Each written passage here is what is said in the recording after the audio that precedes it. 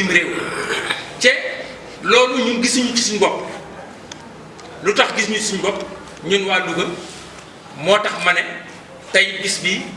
rëy na ci ñun bu ñu amee gan gi ñu mën a toog pour ñu mën a wax aussi jàkkaarloog artisans yi wax leen mooy que nañu formaliser wu ndax marché yi léegi dematul ñu di ko jël rek di ko def benn loo benn nit di ko gañe ba 5 millions ba li départ 5 millions ba jëm ci kaw artisan bu ne boo formalisé woo boo compétir mën nga cee gagné loolu dama leen ci yee di leen ci ñaax di am mbégte mu rëy rek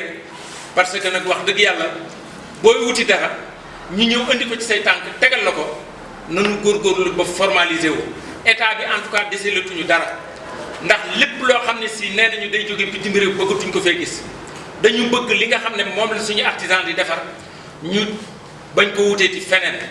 muy lu mën muy ci ñaw geeg muy ci menuiserie métallique machine yeeg lu mën a doon rek ba ci dàll yi ñu bañ ko wutee ci fenn di ko jiggaane donc loolu ñi ngi am mbégte mu rëy directeur di la sant di la gërëm ci ñëw gi nga xam ne ñëw nga ko à Louga di ñaaxee artisans yi rek encore une fois pour ñu formaliser wu naam ñi ngi ci gannaaw bi ma ko commencé wax ak léegi ñu bare ñi ngi ñëw chambre de métier léegi di wax pour ñu teg leen ci yoon pour ñu fexe ba formaliser wu ba mën a compétir ci marché yi donc loolu rek dafa naaj ñi ngi jégalu aussi parce que. waaw ndaje Louga bi tey dafa bokk ci programme national boo xam ni projet mobilier national depuis bi mu juddoo mi ngi koy def pour dem waxtaan ak ñi nga xam ni ñoo moom mbir mi muy artisan yi muy entreprise artisanale yi donc tey étape Louga bi dafa ñuy permettre ñu mën a waxtaan ak artisans yi ci li nga xam ni loolu le président dogal depuis 2015 par décret ñu jël wàll bu am solo jox ko sunu entreprise artisanale yi ci lépp loo xam ni nguur gi soxla na ko ci administration am ñu ciy ràññee ñeenti secteur yooyu bi ci juutu mooy secteur u bois parce que secteur u bois ñoom ñoo mën a produire ay bureau ak ay meubles yoo xam ni mi ngi jëm ci appartement yi nga xam ni moom la état di jox ñi koy liggéeyal donc loolu mu doon première filière biñ ci ràññee boo xoolee bu ñu nee mobilier national rek menuisier yi ñooy wax waaye président bi mu ñëwee 2012 dafa ni bu ñu ko yemalee rek ci mobilier de bureau et d'appartement nañ ko ubbi ci lépp loo xam ni nguur gi soxla na ko loolu tax beneen filière bu mu concerné muy couture confection sunu tailleur yi gis nañ ni ñu mel donc lépp loo xam ni tey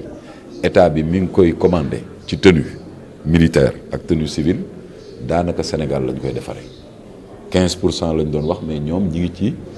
daaw bi ñu defee évaluation bi 79%. 4 avril bi passé tenue yi ñu défilé yëpp sunu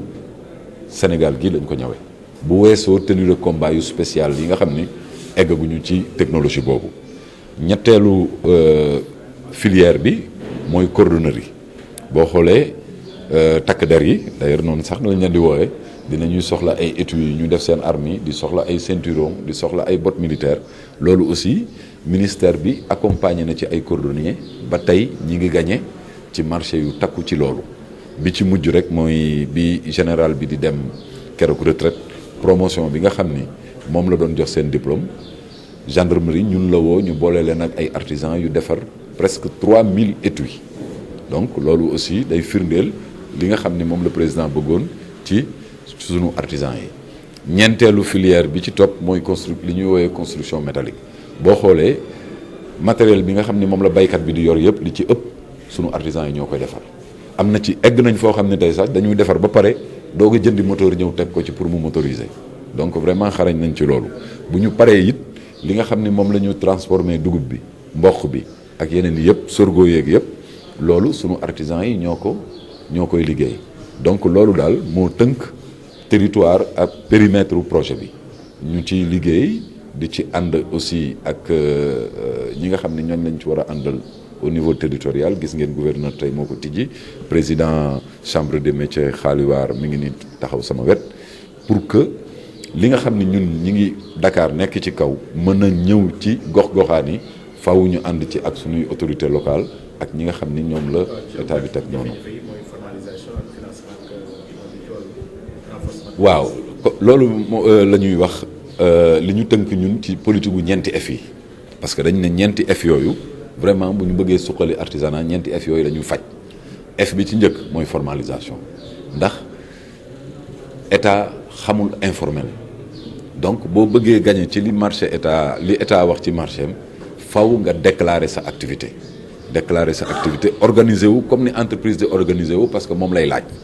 état du seet ku ko neex rek mu jël xaalisam jox la waaye dalay jox teg ci yoon teg la ci compétition loolu pour nga bokk ci il faut nga am ay kayit beneen F bi ci topp mooy F formation bi ñuy wax ndax seetlu nañ li suñuy artisans yi di xarañ lool damay faral di ko wax souvent bu may intervenir mooy que ni loxo lu mu ñaw am na qualité finition boo xam ne loxo mënatu ko def donc il faut que ñu former leen ci jumtukaay yu bees yi ci équipement yu bees yi ànd ci ak ñoom mooy formation bi ñetteelu F bi mooy F-u financement ndax état tam même bu la joxee juróomi million yow yaay jël sa xaalis def ko ci ba livrer ko mu lay doog a fay xam nga loolu boobu bariwul doole financièrement doo ko mën a def te état daanaka dinañ ci dellusiwaat du commander lu ndaw donc vraiment accès au financement doon lu am solo te ministère bi am ay lignes yu ci jël ak yenn banques yi pour dimbali leen ñeenteelu F bi ñu wax mooy question foncière souvent boo xoolee ñi fi yor ay ateliers yëpp kenn du ci mën a investir parce que bërëb ba ñu liggéeyee moomuñu ko partenaires yu bari dinañ ñëw souvent di ñu wax ni dañu bëgg a jàppale secteur bi mais boo nee fooy liggéeyee ñu ne moomuñu ko wala ci mbedd bi la ñu taxawaat donc loolu aussi président jël na ci ndogal ba fu mel ni Dakar nga xam ni pression foncière bi fa la ëppee joxe na fa 52 hectares yoo xam ni fa la ñu war a recaser mécaniciens yeeg menuisiers yeeg ñi nga xam ni bëgg nañu am ay entreprises yu baax. je crois que loolu aussi sunu autorité territoriale yi bu ñu ci egsee dinañ ci ànd ak président ak ñu mel ni gouverneur ñu jàppale ñu pour que bés bu ñu tabaxati ay dëkkuwaay yu bees ni ñuy sóoree dispensaire di ko sóoree marché di ko sóoree fu ñuy jullee ñu sóoree ko aussi fu ñu liggéeyee. C'est bon.